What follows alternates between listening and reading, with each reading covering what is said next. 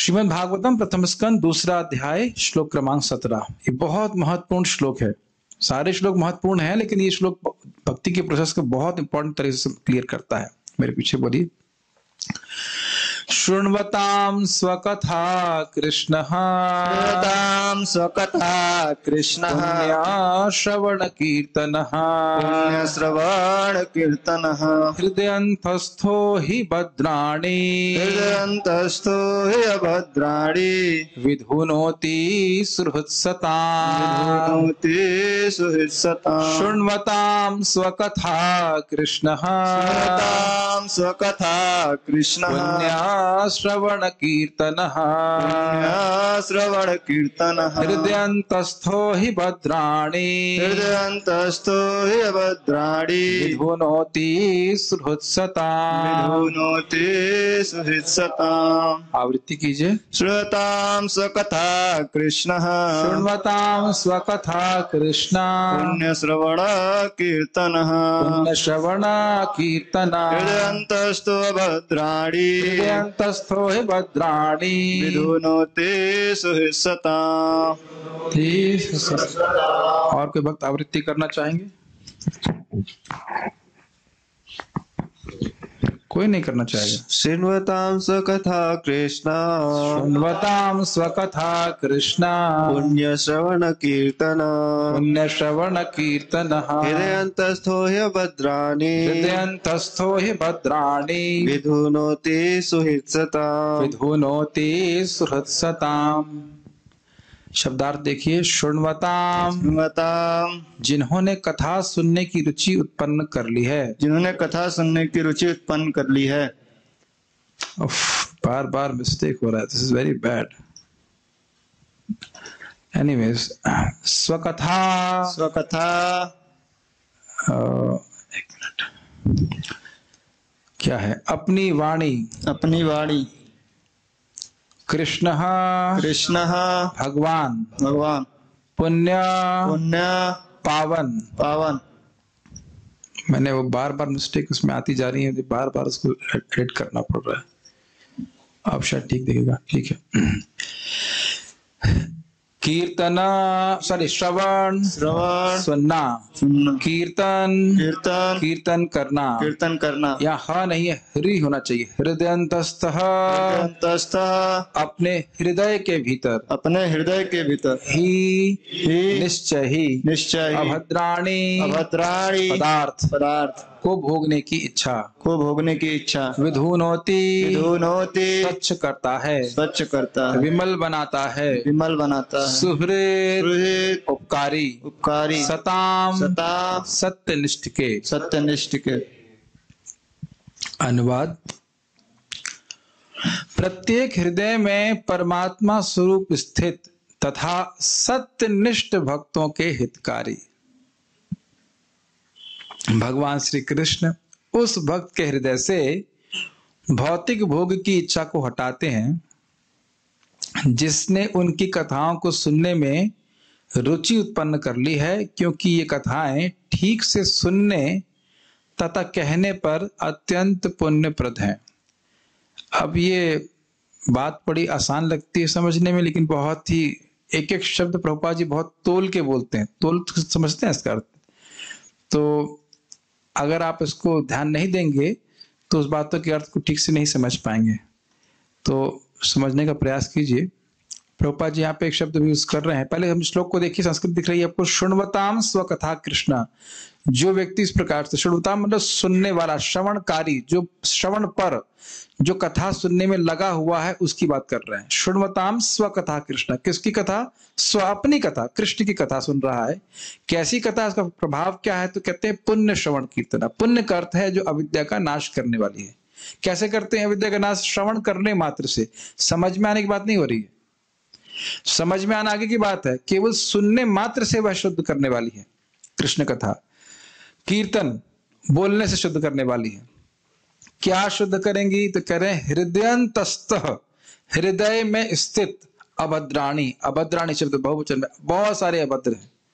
काम, क्रोध, ब्रह्मो, बेसिकली प्रभुपाद ने कहा इस जगत को भोगने की इच्छा, जिसकी वजह से बार बार जीव जन्म ले रहा है। तो इस भोगने की इच्छा को ही अभद्र कहते हैं। जो हम लोग महसूस करते हैं कि नाम में रुचि नहीं हो रही है, वो क्या कारण है? इन अभद्रों की वजह से, अनर्थों की वजह से। अनर्थ समझ रहे हैं? जीव को इस जगत में भोगों की वासना नहीं होनी चाहिए, ये उसका अर्थ नहीं है, लेकिन ये अभद्र है, ये अशुभ है जीव के लिए। तो जीव का कल्याण करने वाली कृष्ण कथा है, इसीलिए कह रहे हैं पुण्य। तो पुण्य का मतलब हुआ जीव को पावन करने वाली। किससे पावन करने वाली? अभद्रों से, जगत को भोगने की इच्छा से मुक्त करने वाली कृष्ण कथा है। ठीक समझ में आ रहा है? तो कौन हेल्प करता है? कहते हैं विधुनोति। विधुनोति मतलब सफाई करते हैं, करता है। कौन करता है? कृष्ण स्वयं करते हैं। क्यों करते हैं? सुहृत सताम। सुहृत मतलब हितकारी, सदा ही हितकारी। किसके? भक्तों के। अब प्रभुपाद जी के सुंदर अनुवाद को आप देखें तो प्रभुपाद जी यहाँ क्या कह रहे हैं, देखिए, सत्यनिष्ठ भक्तों के हितकारी। सत्यनिष्ठ भक्त मतलब समझ रहे हैं, जो वाकई अपने हृदय को साफ करना चाहता है। ढोंग करके, ढोंग वैसे तो भक्ति का ढोंग करना भी अच्छा है, लेकिन यहां स्पेसिफिक क्या है, जो वाकई अपने हृदय को शुद्ध करना चाहता है। अगर मैं किसी को पूछता हूं क्या आपने 16 माला कर लिया, क्या उत्तर होगा? जी, सही बात है। इसको कोई वेरीफाई कर सकता है? आप जानते हैं और भगवान जानते हैं। समझ में आई बात? मैंने कर ली 16 माला, आप जाने। अब मान लीजिए माला पकड़ा हूं मैं, एक की जगह 2 मन का घुमा रहा हूं, कौन जानता है? आप समझ रहे ना मेरी बात? ये बात परम पूज्य गिरिराज महाराज ने बहुत सुंदर तरीके से कही कि मुख्य रूप से भक्तों की ट्रेनिंग सिंसियर बनने में है, सत्यनिष्ठ होने में है। समझ रहे ना? नहीं तो निर्जल एकादशी के दिन गंगा जी के में स्नान करके व्यक्ति पानी पी सकता है। समझते हैं इसका अर्थ?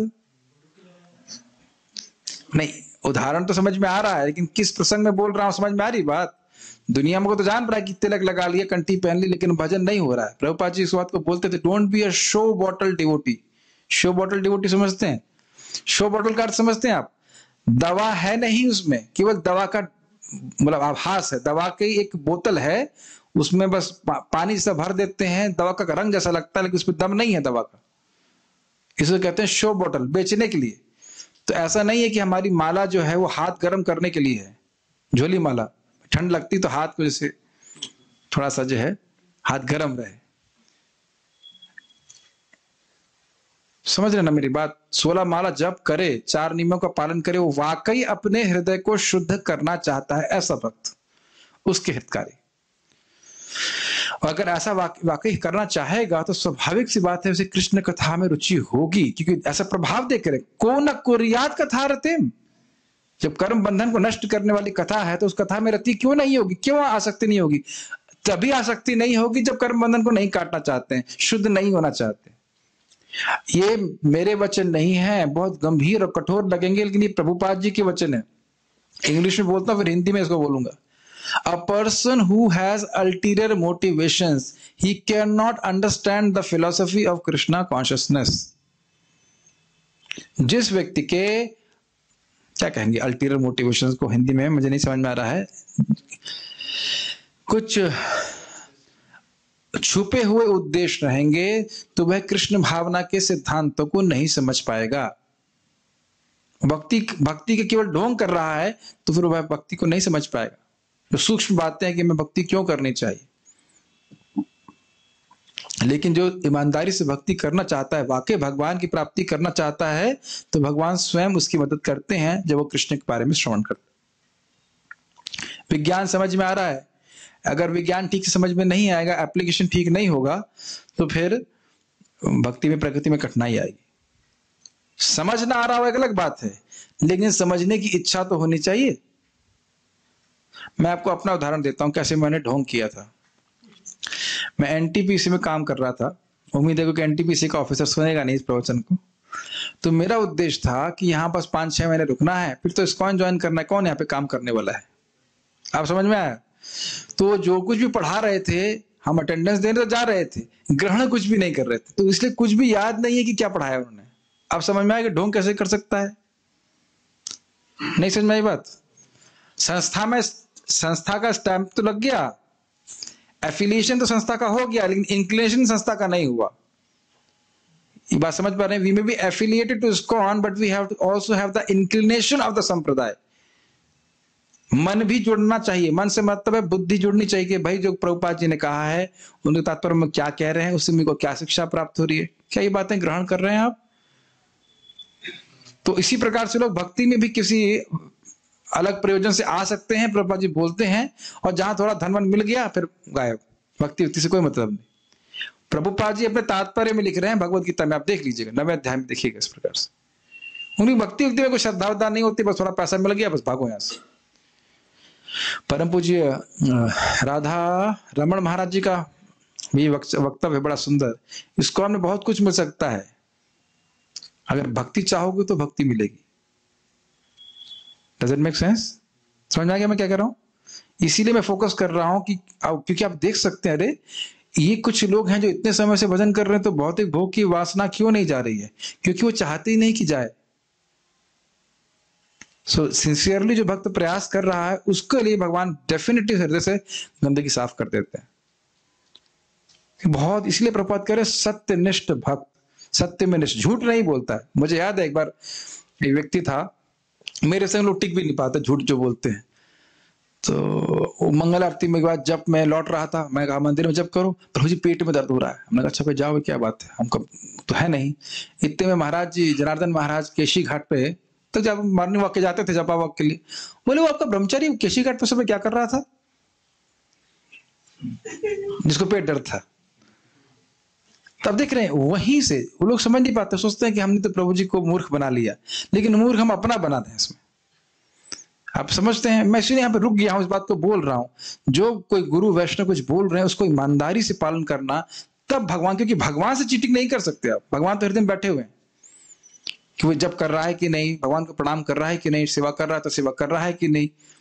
ये समझ रहे ना मेरी बात? सीसीटीवी अंदर ही लगा हुआ है और कैमरामैन भी अंदर ही बैठा देख रहा है। ठीक है, इसीलिए निष्ठा। तो इसलिए ये जब ऑफिस के बाद प्रभुपाद कहते हैं कथाएं ठीक से सुनने तथा कहने पर अत्यंत पुण्यप्रद है। क्या मतलब है इसका आप समझते ही हैं। जो व्यक्ति पैसे के लिए कथा कह रहा है और जो औपचारिक रूप से सुन रहा है, दोनों को कोई पुण्य फल मिलता नहीं है, उनके जीवन में कोई परिवर्तन आप नहीं देखते। मैंने आंखों से देखा है कि इस प्रकार से भागवत सप्ताह हो रहा है, पंडाल के बाहर ही चाय की दुकान लगी है, लोग कथा सुन के आते हैं तो कुछ थकान हो जाती है, नींद दूर करने के लिए क्या चल रहा है, चाय चाय चाय। ये तो आंखों से देखी बात है, इसको कोई जुटला ही नहीं सकता। आंखों से देखा और कोई ग्रंथ इत्यादि नहीं, तो हम समझ रहे हैं। और अद्भुत बात है, आज ही मुझे व्यक्ति मिले तो वो भी कथा कहीं किसी सुनते होंगे, तो मैंने कहा ये पता चला कि करना क्या है। ये तो पता नहीं चला करना क्या है, और हमको बताया किस प्रकार से हरे कृष्ण मंत्र करना होता है, माला करनी होती है, जप करना होता है। हमने कहा ये क्यों पता नहीं चला? क्योंकि ऐसा संग नहीं है जहां पे लोग चाहें कि लोगों को पता चले। और ये भी बात है कि जो कथा चल रही है प्राय उसमें वो जो करने वाला है वो खुद भी कुछ नहीं कर रहा है। आप बहुत गहराई में देख सकते हैं इस बात को। ऑब्वियसली ऐसा मतलब है कि कोई भी नहीं बता रहा है, लेकिन प्राय हम देखते हैं लोगों को समझ में नहीं आता कथा सुनने के बाद हमें करना क्या है, कि भगवान को भोग लगाना है, कि नाम जप करना है, कितने बजे उठना, यह कुछ प्रयोजन, ये कोई ट्रेनिंग नहीं दी जाती। और अब देखिए श्रील प्रभुपाद जी ने कितने बारीकी से हर भक्त के लिए एक आयोजन किया है कि सुबह कितने बजे उठना है, कितने बजे खाना है, कितने बजे स्नान करना है कि नहीं। Is it not? और इस प्रकार से लोग फिर वाकई परिवर्तित होते हैं, क्योंकि ISKCON एक हॉस्पिटल है। भक्तों का संग साधु एक वैद्य की तरह है। वो केवल मीठी मीठी बात करने के लिए नहीं है, वो हमारी बीमारी को का इलाज देने के लिए और बताता है वैद्य, ये करो, ये मत करो, ये करो, ये मत करो। इससे पहले मैं आगे जाऊं, प्रभुपाद जी बहुत महत्वपूर्ण बात कहते हैं इस स्थान पे कि भक्तों का संग का मतलब है हमारे जीवन में नियमितता आनी चाहिए। ये नहीं कि हम जो मन में आए खा रहे हैं, जो मन में आए कह रहे हैं, कर रहे हैं, ऐसा नहीं। फिर हमने भक्तों का संग नहीं किया। समझ रहे हैं? अगर कोई बीमार व्यक्ति है और वो कहा मैं वैद्य के पास होके आया हूं, तो उसका क्या अर्थ है? साधु शरण पर उसका क्या अर्थ होगा? वही जानता है कि वैद्य के पास होके आया कि दवाई लेके। नहीं, आप मेरा प्रश्न नहीं समझे।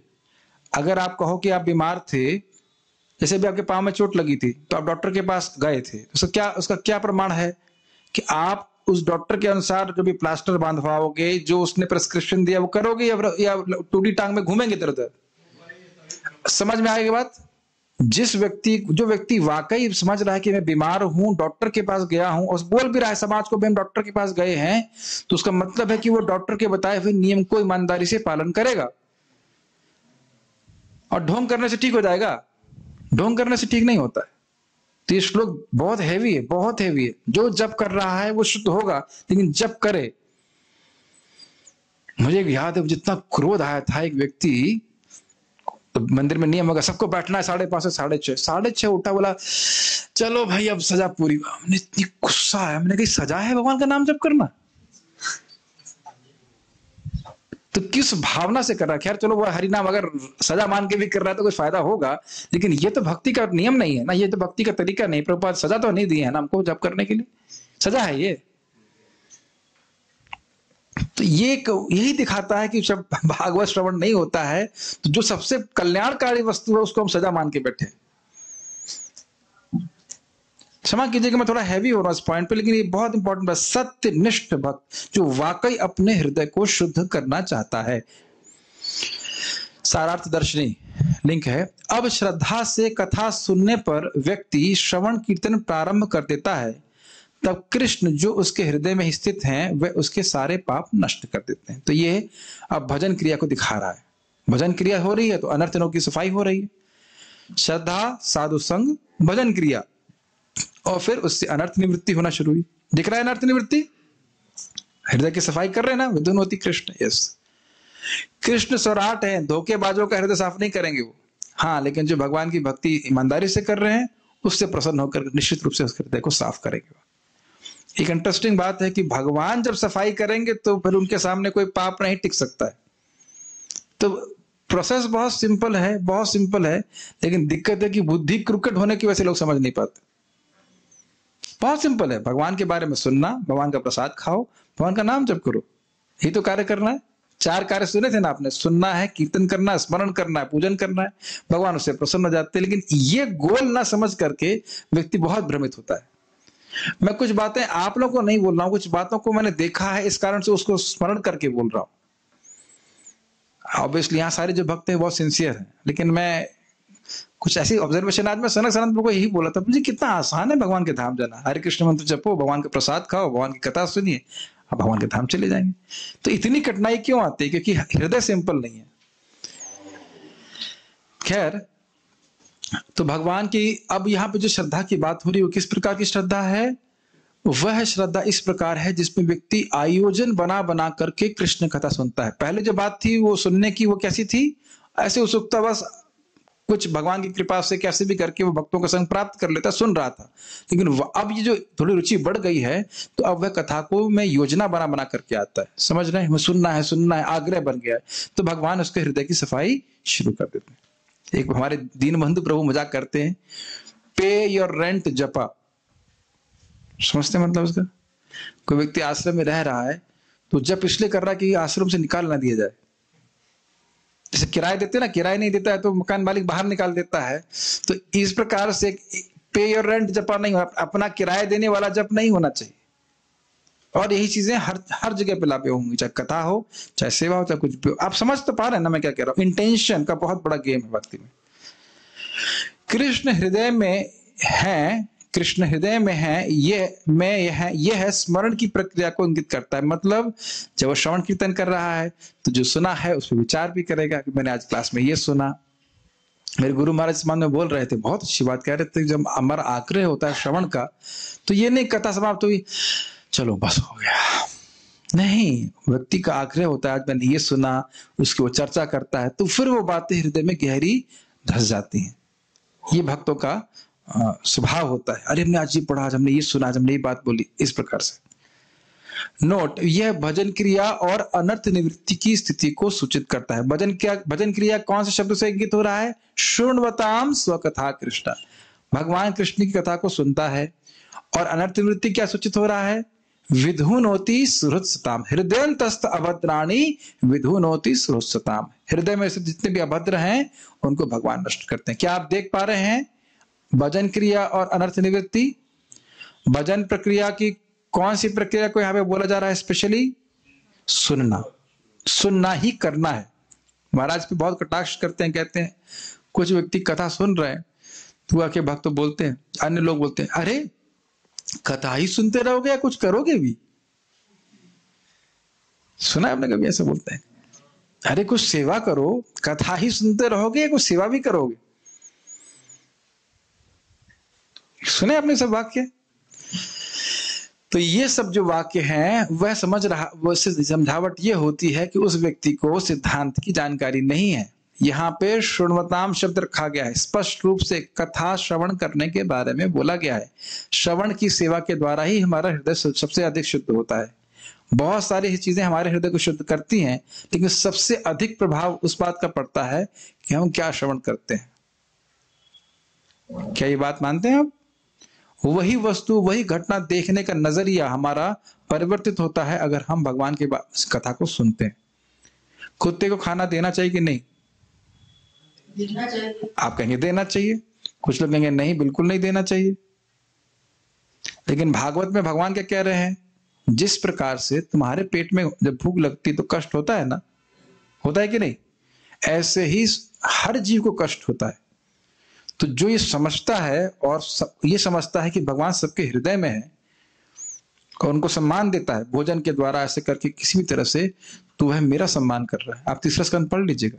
और जो इस प्रकार से सुनना चाहेंगे आगे क्या कहते हैं भगवान, बहुत डांट लगाते हैं। सुना देता हूं, बहुत खतरनाक बात बोलते हैं भगवान। जो विग्रह में मेरी पूजा कर रहा है लेकिन मुझको अन्य जीवों में नहीं देखता, उनके प्रति दया का भाव नहीं है, तो उसकी पूजा कैसी है? जैसे राख में आहुति देना। राख में आहुति देने से क्या होता है? घी वेस्ट होगा। और महाप्रभु क्या कह रहे हैं? अमानिना मानतेना। अंतर है कोई बात? एक ही बात। वही ऋषभदेव बोल रहे हैं, सॉरी वही कपिल देव बोल रहे हैं, वही ऋषभदेव भी बोलेंगे। आप पढ़ेंगे इसमें, शिक्षा में हम बात कर चुके हैं। सबका सम्मान करना चाहिए। जैसे मुझको भूख लगने से कष्ट होता है, मुझे कोई बुरा बोलता है, किसी भी तरह से कष्ट होता है, सभी जीवों को कष्ट होता है। आप समझ रहे ना मेरी बात? एक छोटा एग्जाम्पल, जब अभी सुनेगा व्यक्ति, तब किसी को अगर जितना समर्थता होगी, किसी को भूखा अपने द्वार से नहीं जाने देगा, चाहे वो कुत्ता हो चाहे वो इंसान हो, है कि नहीं? और शास्त्र श्रवण नहीं करेंगे तो ये अपराध बना ही रहेगा। उम्मीद है कि आपको मेरी बात हैवी नहीं लग रही होगी। मैं खाली ये बोल रहा हूं कि श्रवण के द्वारा हम बहुत सारे अपराधों से बचते हैं और फिर हमारी भक्ति में प्रगति बहुत अच्छे से होती है। Make sense? बाल प्रबोधनी कथा श्रवण के फल को कह रहे हैं इस श्लोक से। अभद्र मतलब कथा सुनता है तो क्या होता है? अभद्र अर्थात काम क्रोध आदि वासना को भगवान कृष्ण स्वयं दूर कर देते। आपने इस जगत में देखा है ना, जब हम कोई चीज नहीं कर पाते हैं और कोई व्यक्ति कहे भाई मैं चिंता मत करो मैं करवा दूंगा, सारी टेंशन समाप्त। हमने क्या करना है? भगवान के बारे में श्रवण करना है। बाकी का काम कौन करेगा? भगवान करेंगे। और भगवान को कोई काम करने से रोक सकता है? यदि भगवान ने संकल्प ले लिया कि मुझे काम करना है, दुनिया की कौन सी शक्ति है जो उनको रोक सकती है? साधु चरण प्रभु, कौन रोक सकता है भगवान को? कोई नहीं रोक सकता। कितना प्रेरणादायक बात हो गई ना। हमने अगर कथा श्रवण का आग्रह ले लिया तो भगवान क्या कहते हैं? क्या कहते हैं? इस आदमी की सफाई मैं करूंगा, इसके हृदय की। कोई रोक लेगा उसको? कोई रोक सकता है? अब समझ में आए कथा का लाभ। इससे पहले मैं आगे जाऊं, मैं फिर से आपको बताना चाहता हूं जो मैंने शेयर किया था, बहुत सुंदर। मत कथा वाचकम नित्यम मत कथा श्रवणे रतम मत कथा प्रीत मनसम नाहम तक्षामि तम नरम। ये मैंने ग्रुप में शेयर किया था, बहुत सुंदर। मत कथा वाचकम नित्यम, जो रोज ही मेरी कथा को कहता है, इसमें मैं आ गया एटलीस्ट। मत कथा श्रवणे रतम, जो व्यक्ति श्रवण करने में रत है, रोज श्रवण करते हैं।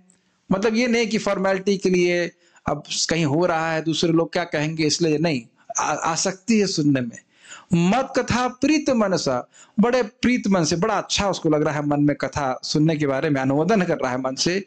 नाहम त्यक्ष्यामि तम नरम, उस इंसान को मैं कभी नहीं त्याग सकता।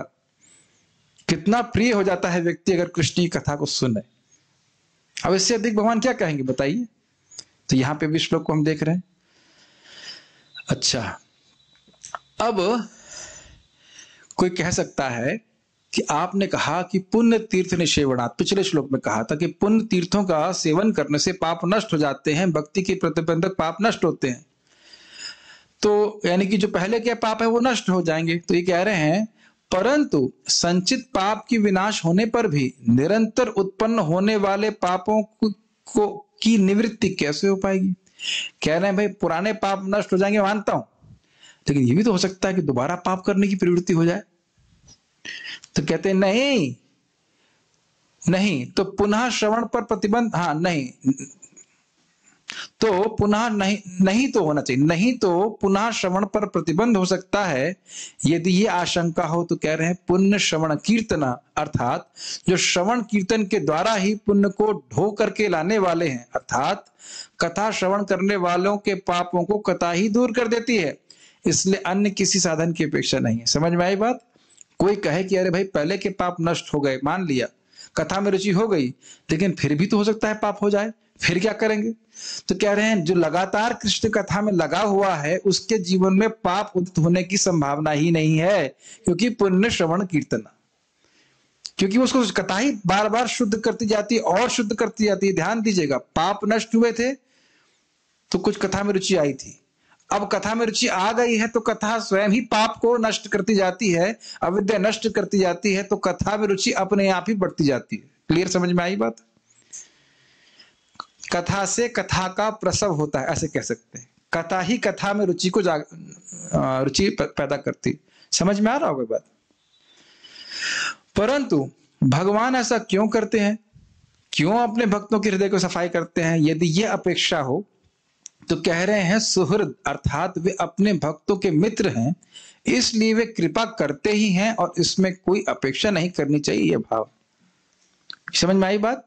भगवान इतने प्रसन्न हो जाते हैं जब देखते हैं कि व्यक्ति भागवत सुन रहा है। आपको याद है ना, तत्क्षणात भगवान के लिए वह उत्सव होता है जब भक्त लोग आकर के भागवतम की चर्चा करते हैं। दूसरे श्लोक में बोले थे ना, तो भगवान इतने प्रसन्न हो जाते हैं, सोचते मैं क्या करूं। जैसे अभी कुछ दिन पहले दोपहर में कुछ भक्त लोग आए और उन्हें प्रसाद पाया और उनको बहुत अच्छा लगा, बहुत अच्छा प्रसाद लगा, तो उन्हें कई हजार रुपए डोनेशन दिया।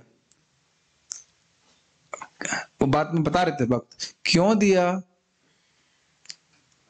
क्योंकि बड़े प्रसन्न हुए, उनका प्रेम हुआ कि हमें भी कुछ करना चाहिए। तो केवल कृष्ण कथा सुनने वाले भक्त का अगर आग्रह है कृष्ण कथा सुनने का, तो भगवान स्वयं से क्या आग्रही हो जाते, अरे इसे कुछ करना चाहिए, इसका ये चाहता है कि इसका हृदय शुद्ध होकर मेरी कथा का आश्रय ले रहा है, तो स्वाभाविक सी बात है भगवान बड़े प्रसन्न होकर के उसके हृदय को सफाई चालू कर देते हैं। उसी दिन से, जिस दिन से उसने कथा सुनना शुरू किया, याद आ रहा था आपको, तत्क्षणात जैसे ही भगवान की कथा सुनने की इच्छा होती है, तुरंत ही भगवान हृदय में ग्रसित होने लगते हैं। सब भूल गए, धर्म महापुरोहित में पढ़ाए थे ना, कितना शक्तिशाली साधन है। लेकिन फिर सब लोग क्यों नहीं सुन रहे हैं, क्योंकि पुण्यर बिना तो श्रवण इच्छा न उत्पद्यते, पुण्य के बिना तो श्रवण इच्छा आती ही नहीं है। कल मुझे बड़ा आश्चर्य हुआ, एक व्यक्ति ने मुझे मैसेज किया कि मैं इस्कॉन का नहीं हूं, क्या मैं भागवत सुन सकता हूं। मैं एकदम मुझे दिखने लग गया, ये कैसे देखो भगवान की कृपा का है।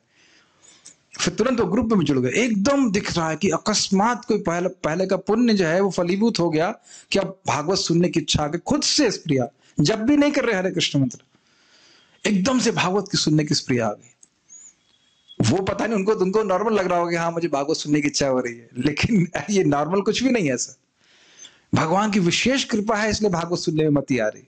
अनंत जन्मों के पुण्य जब फलीभूत हो रहे हैं, तब जाकर भागवत सुनने की इच्छा होती है, वह मौका मिलता है। मैं अपने मन से तो कुछ कह नहीं रहा, सब बातें हम टीका में पढ़ चुके हैं।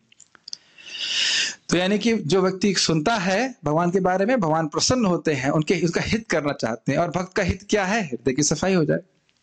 अब देखिए एक और शंका हो सकती, अरे बाहर स्थित व्यक्ति, भगवान तो बाहर है, मानो कोई कहे, अंतःकरण के कार्य को कैसे कर सकता है, हृदय की सफाई तो अंदर से होती है, भगवान तो बाहर है। मान लो ऐसा कोई कहे, तो वो सफाई कैसे कर देंगे। या और जो सर्वव्यापक है, भगवान तो सब जगह है, उसके लिए हृदय जैसे अल्प देश में स्थित होने में तो क्लेश होगा। यदि यह शंका हो तो कह रहे हैं कि हृदय तस्त हो। आनंद आया सुनने में आपको। कोई कहे कि भाई भगवान तो बाहर हैं, तो भगवान अंदर से सफाई कैसे करेंगे, और भगवान तो बहुत बड़े हैं, सब जगह है, सर्वव्यापी है। और भक्त का हृदय तो बहुत छोटा सा होता है, उसमें जाकर अंदर प्रवेश करके सफाई करने में तो बहुत दिक्कत आएगी, बहुत संकर स्थान होगा। समझ रहे हैं इस टीका को? तो कह रहे हृदय अंतस्थ ना, भगवान तो भक्त के अर्थात भगवान हृदय में स्थित रहते हुए सारे अभद्र दूर कर देते हैं। ये नहीं सोचना चाहिए भगवान बड़े से भी बड़े हैं और छोटे से भी छोटे। कितना सुंदर, कितना रसिक ने मतलब रसमय टीका यहाँ पे किया। इसी चीज को भगवान गीता में कहते हैं, तेषामेवानुकंपार्थम अहम अज्ञानजम तमः नाश्याम्यात्म भावस्तु ज्ञान दीपेन भास्वता। जो भक्त मेरी कृष्ण कथा, हरि कथा कहने में, श्रवण करने में रुचि रखते हैं, उनके ऊपर ही तेषामेव, उनके हृदय में ही मैं, उनके ऊपर ही मैं कृपा करता हूं। अनुकंपार्थम अहम अज्ञान जम तमा, अज्ञान से उत्पन्न अंधकार को नष्ट करता हूं। कैसे? ज्ञान दीपे न भास्वता। जिस प्रकार से दीपक अंधकार रूप भरे घर में रखा हो और वो जला दिया था अंदर से, तो अंदर से ही सारे अंधकार को नष्ट कर देता है कि नहीं? ऐसे ही भगवान भक्त के हृदय में स्थित होकर के जब कोई व्यक्ति श्रवण कीर्तन में लगता है तो उसके हृदय की गंदगी को साफ कर देता। समझ में आया? तब भगवान, अच्छा अब एक और प्रश्न बनेगा, तो भगवान तो सबके हृदय में है, तब भगवान सभी के हृदय में स्थित होकर उनके अभद्र को दूर क्यों नहीं कर रहे हैं? यदि यह शंका हो तो कह रहे हैं सताओ, अर्थात श्रवण आदि भक्ति में लगे हुए अपने भक्तों के लिए वे ऐसा करते हैं, न कि सभी के लिए। क्या आप फॉलो कर पा रहे हैं? विधुनोति सुहृद सता। तो प्रश्न बनेगा ना कि भगवान तो सभी के हृदय में है, सभी के हृदय में सफाई क्यों नहीं कर रहे हैं? सभी के हृदय में भोग की इच्छा क्यों नहीं जा रही है? क्योंकि वह भगवान के बारे में श्रवण नहीं कर। ये बहुत गंभीर बात है। हम जब से पैदा हुए हैं भोग करने की ज्ञान भगवान अपने आप दे रहे हैं, लेकिन कृष्ण भगवान हैं, हमें उनकी सेवा करनी चाहिए, ये ज्ञान नहीं देते। देते हैं?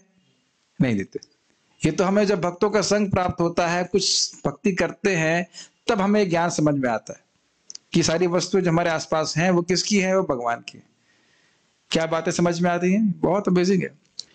यह शास्त्र प्रसिद्ध युक्ति है और इसमें संदेह नहीं करना चाहिए। इसको ही शब्द से सूचित करते हैं।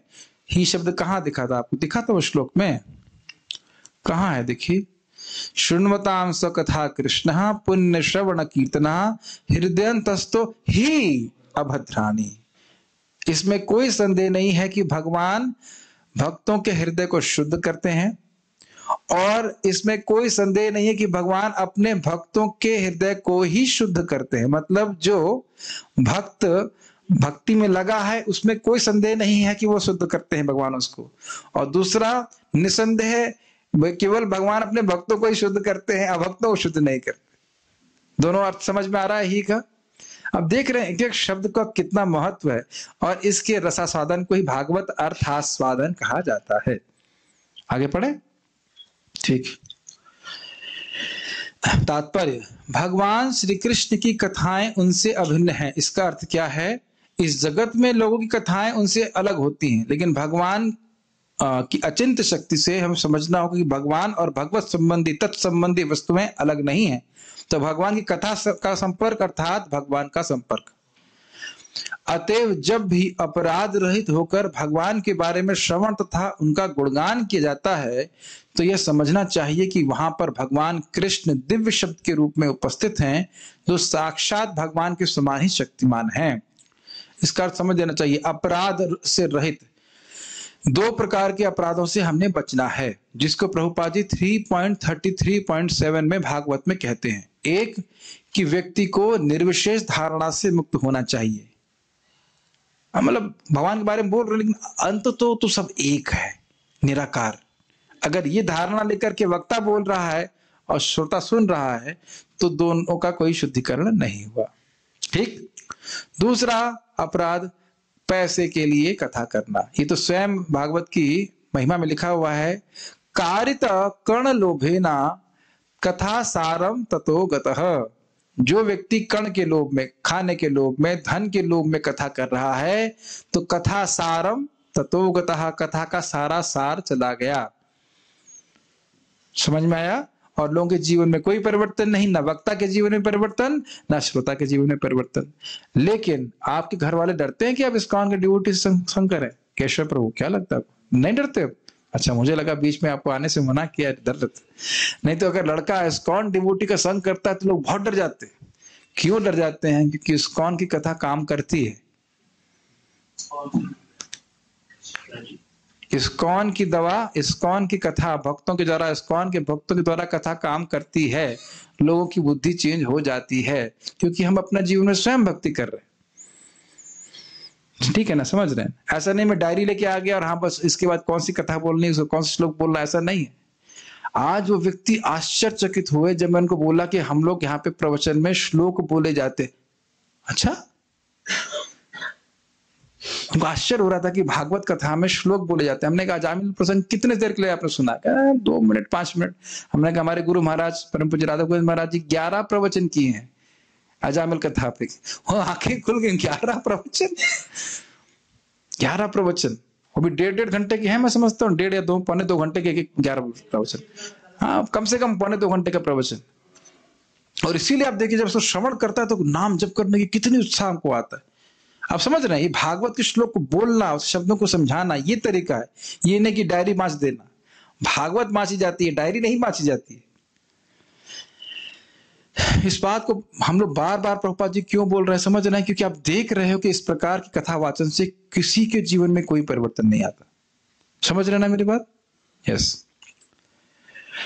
श्री चैतन्य महाप्रभु अपने, कल मैं एक बहुत सुंदर बात पढ़ रहा था कि रघुनाथ भट्ट गोस्वामी भागवत पढ़ते थे और पढ़ते पढ़ते ही उनको, मतलब उच्चारण करते करते उनको भगवत प्रेम प्राप्त हुआ। मुझे बहुत अच्छा लगा था सुन करके। चैतन्य चरितामृत इस प्रकार से पढ़ रहा था, श्रीमद् भागवतम का ही पारायण करते, बोलते, वाचन करते, टीका जो भी बोलते रहे हों, उनको नित्य ही कृष्ण प्रेम प्राप्त हुआ। बहुत अच्छा लगा था मुझे सुन करके।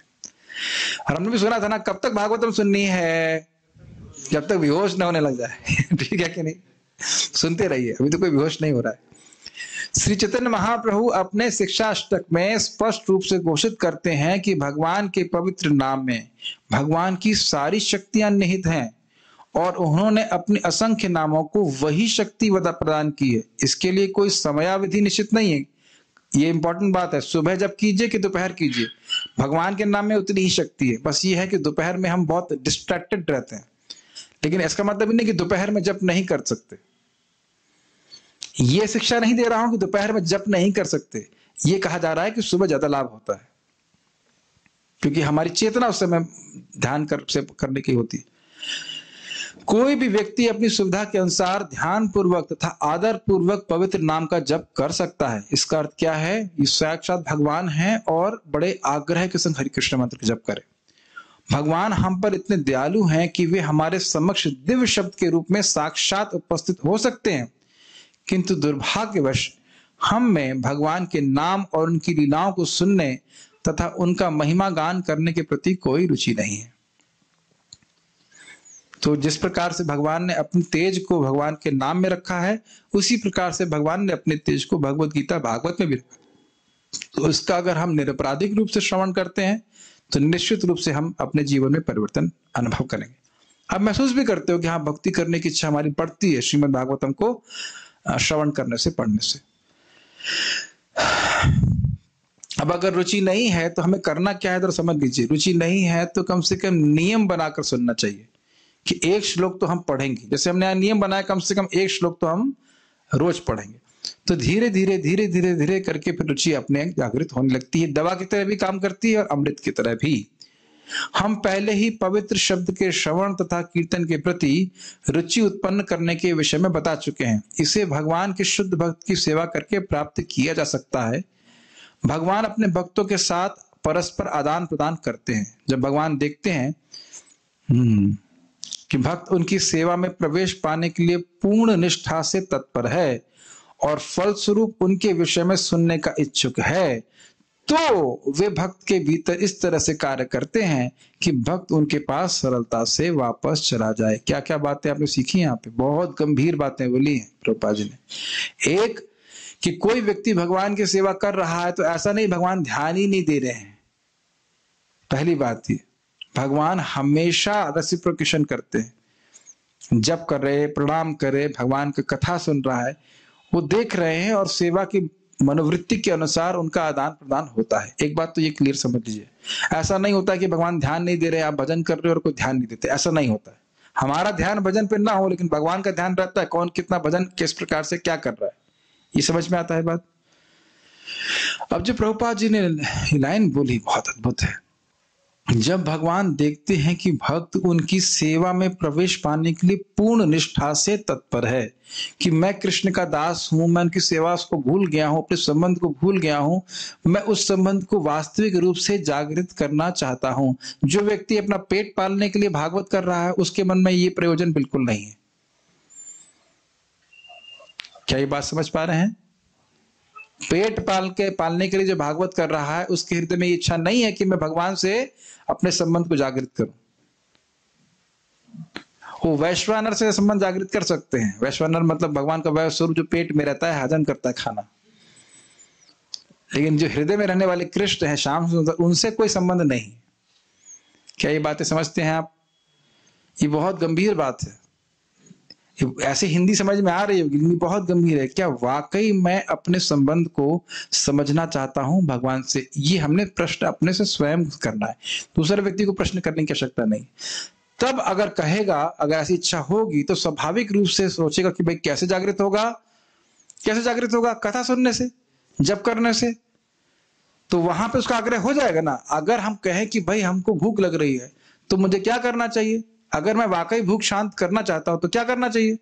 खाना चाहिए, प्रसाद ग्रहण करेगा। तो अगर वाकई में, और तो कोई ऑप्शन नहीं है ना, प्राणायाम तो नहीं करने लग जाएगा ना।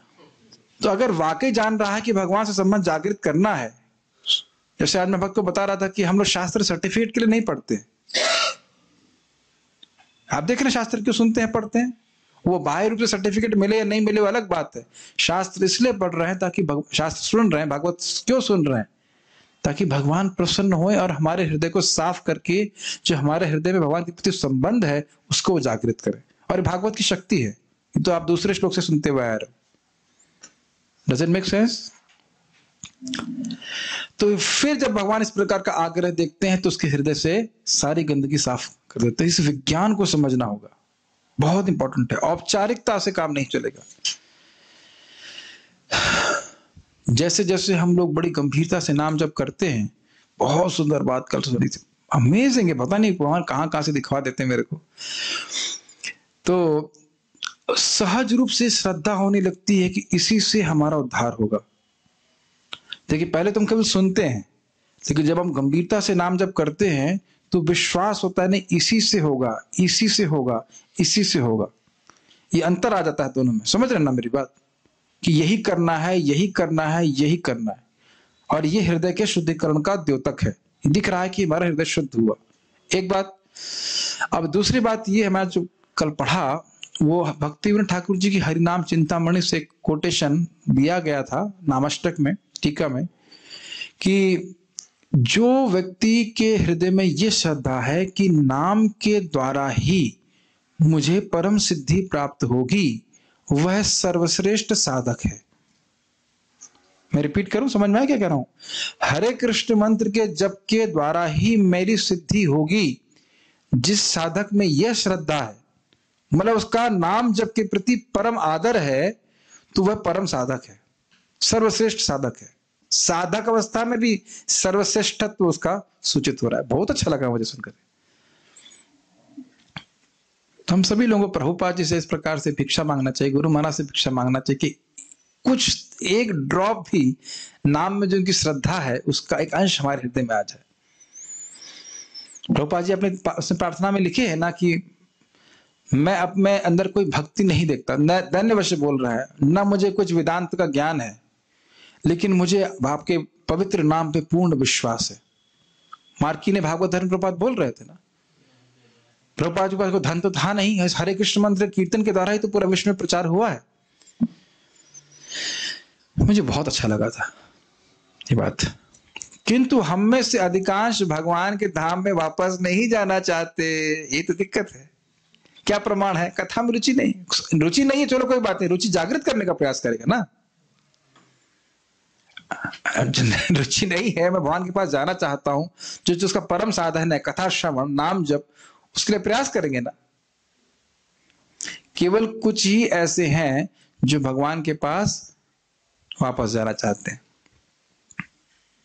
किंतु जो कोई भी भगवत धाम में वापस जाना चाहता है, जो कोई भी मतलब उपाधि का इसमें अपेक्षा नहीं, माता जी, प्रभु जी, बच्चा जी, बुढ़ा जी, कोई भी, श्री कृष्ण सब तरह से उसकी सहायता करते। ये अपने जीवन में देखिएगा, अगर हम सत्यनिष्ठ रहते हैं, सिंसियर रहते हैं, वाकई भगवान के धाम जाना चाहते हैं, केवल मुख से सेवा नहीं कर रहे हैं, समझते हैं, लिप सर्विस नहीं है, वाकई जाना चाहते हैं, आप ग्रंथ खोलेंगे, आपको कुछ ना कुछ प्रेरणा मिलेगी हर दिन, चमत्कार के रूप में।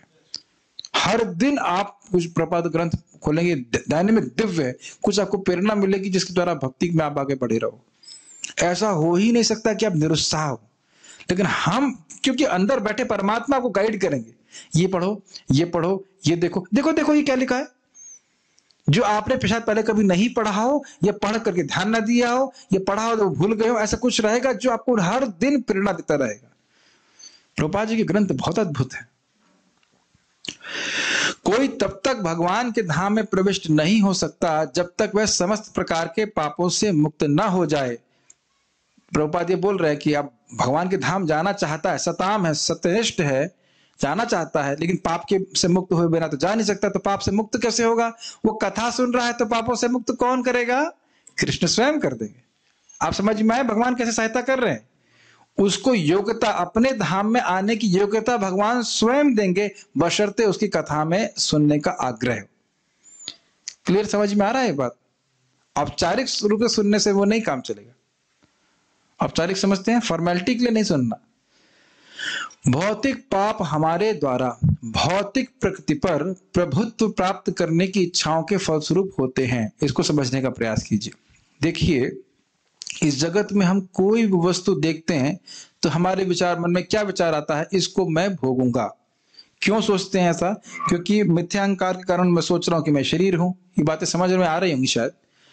तो इसी को कहते हैं भौतिक प्रकृति पे प्रभुत्व। प्रभु मतलब ईश्वर, मैं इसका कंट्रोलर हूं, मैं इसको भोगूंगा।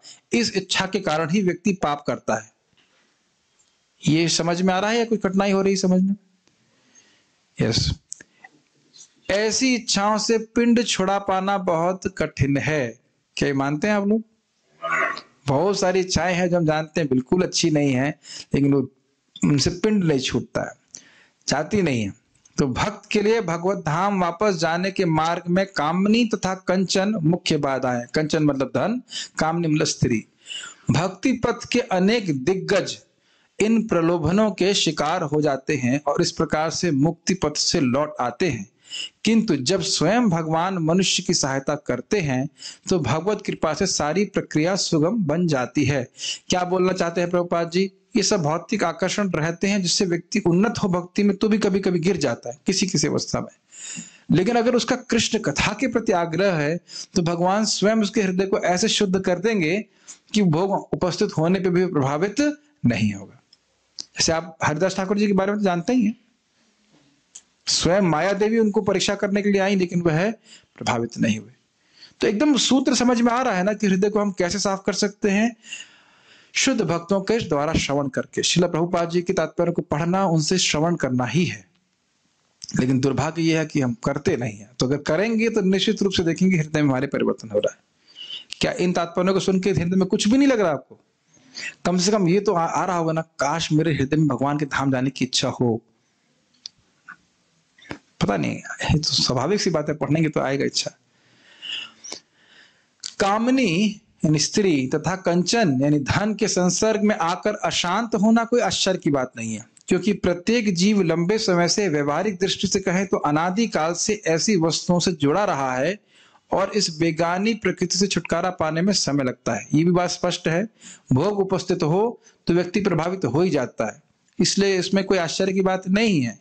लेकिन भगवान की कृपा अगर हो, और उस किसके ऊपर होगी कृपा? जो कृष्ण के बारे में सुनता है, तो फिर सब धीरे धीरे करके सारी भोग की इच्छा समाप्त हो जाती है। यही बात सिंपल हमें बार बार समझनी होगी। किंतु यदि कोई भगवान के यश का श्रवण करने में जुट जाता है, लगा रहता है, तो धीरे धीरे उसे अपनी असली स्थिति की अनुभूति हो जाती है। एक बात ध्यान देनी होगी कि ये जो भोगी वासनाएं हैं, इनका अभ्यास भी हमने अनादिकाल से किया हुआ है। तो अब कृष्ण की सेवा की इच्छा में कुछ तो अभ्यास लगेगा ना, नहीं समझ रहे हैं? ये अभ्यास इतना पुराना है कि स्वाभाविक रूप से हमको यही अच्छा लगता है, यही स्वाभाविक लगता है कि हम भोग के प्रति आकृष्ट हों। अदरवाइज आत्माओं का भोग के प्रति आकृष्ट होना कोई संगत बात नहीं लगती। तो हम भगवान और लगता है भगवान के प्रति आकृष्ट कैसे हो सकते हैं, लेकिन भगवान की अगर भक्ति करते हैं, जैसे जैसे हृदय साफ होता जाएगा, वैसे वैसे भगवान के प्रति सहज आकर्षण उत्पन्न हो जाता है। ठीक, समझ में आता है यहाँ तक? कुछ कठिनाई है? ठीक है। भगवत कृपा से ऐसे भक्त को प्रचुर शक्ति प्राप्त होती है, जिससे वह विघ्नों से अपनी रक्षा कर सकता है और सारे अनर्थ उसके मस्तिष्क से क्रमशः दूर हो जाते हैं। तो ये प्रोसेस है, ऐसा नहीं है। इस तरह के प्रश्न नहीं आने चाहिए, पर हम तो इतने दिन से कथा सुन रहे हैं, तो हमारे हृदय में परिवर्तन क्यों नहीं आ रहा है? तो क्या दिन भर कथा सुन रहे हैं? 1 घंटा सुबह सुनते हैं अगर सुनते हैं तो, शाम को 1 घंटा सुनते हैं अगर सुनते हैं तो, और दिन में कितनी कथा चलती है दुनिया की? सारा दिन करते रहते हैं, तो फिर आप स्वाभाविक सी बात है कि प्रभाव कम दिखेगा। तो इसलिए, लेकिन अगर हम फिर भी जैसा भी हो, इस संबंध में भक्त बहुत अच्छा बोल रहे थे कि हम बहुत नालायक भी क्यों ना हो, लेकिन अगर क्लास में आ रहे हैं तो कम से कम सुन तो रहे कि सही बात क्या है। नहीं, मान लो मैं परम नंबर 1 का भोगी हूं, लेकिन प्रभुपाद जी ग्रंथ पढ़ रहा हूं, सुन रहा हूं, तो कम से कम मालूम तो होना चाहिए ना कि मुझे क्या करना है। जैसे आज मैं बता रहा था कि अरे भाई सुबह उठ के आओ, 3 बजे उठ के आओ जब करते हैं सुबह। तो एक व्यक्ति मुझे पूछे कि सुबह 3 बजे स्नान करके आना है क्या? तो मैंने बोला देखिए, सुबह 3 बजे का स्नान, 3 साढ़े 3 जो भी उसका नाम, अमृत स्नान होता है। फिर उन्होंने पूछा ये अमृत कब तक बढ़ता है? समझ रहे हैं, ऑलरेडी कुछ कंसेशन चाहिए कि अमृत कब तक बढ़ता है। उन्होंने कहा 5 बजे तक तो बढ़ता ही है, तो तक आप स्नान कर सकते हैं, हरे कृष्ण मंत्र जब कर सकते हैं, जब करने में कोई स्नान का नियम नहीं है। लेकिन कठिनाई तो है ना, लेकिन सुन तो लिया ना, जैसे कि सुन लिया ना कि 3 बजे अमृत बढ़ता है, मतलब 3 बजे अमृत मतलब 3 से साढ़े 3 ब्रह्ममुहूर्त में स्नान करता है, वो अमृत स्नान कहलाता है। तो कहीं मन में आ रही है ना बात कि ठीक है, मैं भले आलस कर रहा हूं, मैं स्नान नहीं कर पा रहा हूं, लेकिन अमृत बढ़ता है। समझ में आई बात? तो कितना भी खराब व्यक्ति कोई है, कथा में आएगा, सुनेगा कि अच्छा क्या है मेरे सुन, तो फिर वो भले वो कर ना पाए, लेकिन उसके मन में आएगा जो नहीं यार ये बात बोली गई थी। तो धीरे धीरे करके फिर व्यक्ति परिवर्तित होता है। मान लो मैं धूर्त भी हूं, चलो फिर भी सुना था, आज सुना था कि धूर्त नहीं होना चाहिए। समझ में आया? ठीक है, हम थोड़ा प्रश्न देख लेते हैं। और अगर क्लास नहीं सुनेंगे तो यही नहीं तो लगेगा मैं धूर्त कहां, सत्यवान तो मैं ही पैदा हुआ, उसके बाद कोई हुआ ही नहीं, सप्लाई खत्म हो गई। ओके, विद्या विनय संपन्न ब्राह्मण, क्यों श्लोक कोट किया मुझे पता नहीं। भक्तों के हृदय को ही शुद्ध करते हैं, जबकि वो सबके हृदय में होते हैं, क्या वह ये भगवान का पक्षपात नहीं है? पक्षपात नहीं है। जो व्यक्ति जो चाहता है उसको वही दे रहे। एक व्यक्ति चाहता है कि मेरा हृदय गंदा ही रहे, तो ठीक है बेटा गंदा रहो। एक व्यक्ति चाहता है कि मेरा हृदय शुद्ध हो जाए और भगवान की कथा सुनता है, तो भगवान कहते ठीक है तुम्हारा हृदय शुद्ध कर देता, उसमें पक्षपात कहाँ है? मेरे गुरु महाराज जी कौन है? परम पूज्य राधानाथ महाराज। आपने किन से दीक्षा ली? उन्हीं से। एक तरफ पूछ रहे गुरु महाराज कौन है, तो दीक्षा किससे ली है? आप कहोगे कि मैंने परम पूज्य राधा गोविंद महाराज को अपना गुरु महाराज क्यों कहा? क्योंकि मेरे शिक्षा गुरु हैं। शिक्षा गुरु गुरु नहीं होते हैं, उन्हें क्या बोलेंगे आप? गुरु महाराज नहीं बोल सकते। ठीक ठीक, यहां भी दिक्कत हो जाती है। चैतन्य चरितामृत पढ़िए, शिक्षा गुरु दीक्षा गुरु को अंतर नहीं होता है, दोनों लोग ही हमें कुएं से निकाल रहे हैं। ठीक है, दोनों के हाथ लगे हैं कुएं से बाहर निकालने में। ठीक है, कोई कह रहे हैं कि मैं दीक्षा कैसे मिली? दीक्षा कैसे मिली? मैं महाराज के सामने गया, महाराज ने माला दिया, कहा दीक्षा ले ली, तो ऐसे और दीक्षा कैसे मिलती? ये सब प्रश्न नहीं कीजिए। ऐसा लगता है कि अभी तो मैं इतने खराब स्थिति, क्रोध, सम्मान की इच्छा है, क्रोध है और बहुत अवगुण है, इनके रहते गोलोक जाने की इच्छा करूं, जबकि पता है योग्यता नहीं है। ओके, ये अच्छा प्रश्न है। कि अगर मेरे हृदय देख रहे हैं हमारे हृदय में बहुत गंदगी है, और तो क्या हम गोलोक जाने की इच्छा कर सकते हैं? बच्चा बहुत गंदा हो तो माँ या पिता को ऐसे पुकार नहीं सकता। ये मम्मी कहेंगी बेटा पहले साफ हो के आओ, स्नान करके आओ, फिर मेरी गोदी में आना, ऐसा बोलते हैं? खुद ही माता या पिता सफाई करते हैं कि नहीं? क्या इस श्लोक में कुछ और सीख रहे हैं आप? क्या इस श्लोक में कुछ और सीख रहे हैं कि वही बात सीख रहे हैं? जब बोल रहे हैं विधुनोति, मतलब हृदय गंदा है, अभद्राणी, विधुनोति अभद्राणी यानी अभद्र हैं, लेकिन जो कथा सुन रहा है उसके अभद्र को भगवान नाश करते हैं। माता जी आपके तो बच्चे होंगे, आप तो समझ पाते हैं जिन्होंने प्रश्न किया। गंदे बच्चों को तो है नहीं ना, गंदे बच्चे पे भी प्रेम होता है, कहते हैं गंदा है सफाई। हाँ, एक इंटरेस्टिंग बात है, गंदे बच्चे के भी दो प्रकार होते हैं। एक जो चुपचाप स्नान कर लेता है और एक जो टैंटे करता है, तो उसकी माता जी थप्पड़ मार मार के धुलाई करती हैं। एक होता है जो गुड बॉय की तरह सफाई करवा लेता है। समझ रहे मेरी बात? तो अब आप ये नहीं, गर्मी हो या सर्दी हो, जो व्यक्ति भक्ति में आ गया, अब कृष्ण उसको छोड़ने वाले नहीं है, तो चुपचाप भक्ति करते रहिए, शुद्ध हो जाइए। और छोड़ने का प्रयास करेंगे तो कृष्ण पिटाई लगाएंगे ही, सुन लीजिएगा, खूब पिटाई लगाएंगे, बहुत दुख मिलेगा, फिर वापस आ जाएगा भक्ति। तो पिटने से अच्छा है कि चुपचाप स्नान करवा लीजिए, वहां धुल के सफाई कर देंगे। जैसे एग्जाम्पल के लिए एक माता जी हैं, उनके बारे में निरंजन महाराज बता रहे थे, एक भक्त बता रहे थे, निरंजन महाराज से कह रहे थे प्रवचन में कि उन्होंने बोला कि महाराज जी मैं अपने सेवा में बड़ी सफल रहती हूँ, जो भी सेवा मिलती है मैं अच्छे से कर लेती हूँ, तो मेरे हृदय में अहंकार आ जाता है। तो क्या मुझे इस अहंकार को स्वयं त्याग देना चाहिए या प्रतीक्षा करना चाहिए कि कृष्ण इसको त्यागवा दें? तो महाराज ने कहा अच्छा, देखिए अच्छा है कि आप इस अहंकार को स्वयं ही त्याग दें, क्योंकि नहीं तो कृष्ण जिस तरह से आपका अहंकार हटाएंगे वो हो सकता है आपको बिल्कुल पसंद नहीं आए। समझ आ रहा है? जैसे इंद्र का अहंकार हटाया था भगवान, तो बड़ा कष्ट हुआ था। तो इस प्रकार से व्यक्ति को समझना चाहिए कि योग्यता केवल क्या है। आपने क्या सुना था पिछले श्लोकों में? कृष्ण के बारे में श्रवण करने की इच्छा ही एकमात्र योग्यता है भगवान के धाम जाने की। बाकी सारी योग्यताएं भगवान स्वयं अपने आप जागृत कर देंगे। ठीक है, ब्रह्म मुहूर्त 4 से 5 नहीं होता है क्या? 4 से 5 भी होता है, 3 से 6 मानिए। हरे कृष्णा। ठीक है, और कोई प्रश्न नहीं? यहाँ पे किसी भक्त कोई प्रश्न है? Okay, so we shall stop here. Bhagavatam कोई प्रश्न है इस कथा के प्रसंग में? माइक दीजिए माता जी को। हरे कृष्णा। हाँ जी। प्रभु जी, अगर कोई व्यक्ति ये कहे कि मैं शुद्ध नहीं हूँ, मैंने अभी शास्त्रों का ज्ञान नहीं लिया है, और तो मैं कैसे भक्ति करूं? मैं पहले शुद्ध हो जाता हूँ फिर भक्ति करता हूँ, तो उसको क्या जवाब देना चाहिए? दोबारा प्रश्न कीजिए। कि मैं पहले शास्त्र पढ़ लूं, उन्हें समझ लूं, शुद्ध हो जाऊं तो भक्ति करूंगा, तो इसका जवाब क्या देना चाहिए उस व्यक्ति को? बोतल है क्या?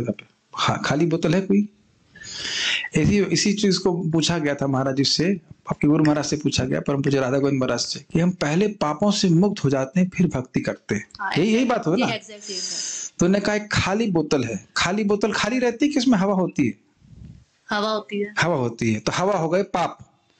तो आप पहले हवा बाहर निकालते हैं या पानी डालते हैं और हवा अपने आप बाहर निकल आती है? पानी डालते हैं तो हवा अपने आप ही निकल जाती है। उत्तर हो गया क्या प्रश्न? यहाँ लिख रहे हैं, ऐसा नहीं कि अभद्र सफाई करेंगे फिर भगवान के बारे में सुनेंगे। भगवान के बारे में सुनेंगे तो अभद्र नष्ट हो जाएंगे।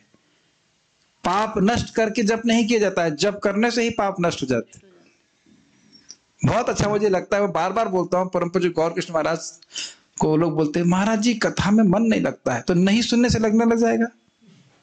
कथा नहीं सुनेंगे तो मन लगने लग जाएगा। आप बताइए। नहीं, और ज्यादा बेचैन होगा कि मैंने आज... कितना सिंपल सी बात है। अगर हम कथा कभी सुनेंगे ही नहीं तो मन लगेगा हमारा उसमें। तो बार बार कथा सुनेगा फिर आपकी इच्छा बार बार होगी। यही तो प्रोसेस बता रहे हैं ना भाई। शुरुआत में मन नहीं लगेगा, कुछ एक बात ग्रहण करेगा। कभी कभी क्या होता है, जो नया श्रोता होता है ना, वो तब हंसता है, समझ में कुछ नहीं आता उसे, देख रहा सब लोग हंस रहे हैं तो वो उनको देख के वो भी हंसने लगता है। आपने देखा है कभी? नए लोगों को समझ में नहीं आता कि क्यों हंस रहे हैं लोग। कोई बात हो गई, सब लोग हंस रहे हैं, वो एक दूसरे को देखता है, वो भी हंसना शुरू कर देता है। स्पेशली बच्चे तो ऐसे करते हैं, छोटे बच्चों को समझ में नहीं आता क्या हो रहा है, सब लोग हंस रहे हैं तो वो भी हंसना शुरू कर देते हैं। एक बार महाराज बता रहे थे कि इंग्लैंड गए तो वहां लड़के आके बैठने, पूरे कथा में सुने, पूरी कथा सुने एक सप्ताह। तो महाराज बाद में पूछे तुम्हें कुछ समझ में आ रहा था? कहते नहीं। तो कह रहे हंस क्यों रहे थे? मैं कहते मैं दूसरों को देख के हंस रहा था। तो कह रहे अरे कुछ तो समझ में आ। कहते नहीं मैं आपका एक्शन देख रहा था, क्या बोल रहे हैं आप। इस प्रकार से समझ में कुछ नहीं आ रहा था, खाली एक्शन। तो संस्कार तो बन रहा है ना कम से कम मन में। ये इंटरेस्टिंग है। कुछ और बात थी? नहीं, ठीक है। और कोई बात है? तो इसलिए कथा श्रवण करने से ही कथा में रुचि होती है अपने आप। हमने आज ही पढ़ा ना, कथा ही पुण्य श्रवण कीर्तना, वह सफाई करने वाली। समझ में ना भी आए और समझ में आने लग जाए, रुचि होने लग जाए, फिर तो कहना ही क्या। भक्ति स्वयं में शुद्धिकरण की भक्ति हाँ, भक्ति के लिए अन्य किसी साधन की अपेक्षा नहीं, भक्ति स्वयं ही इस व्यक्ति को शुद्ध कर देती। ठीक है, थैंक यू प्रभु।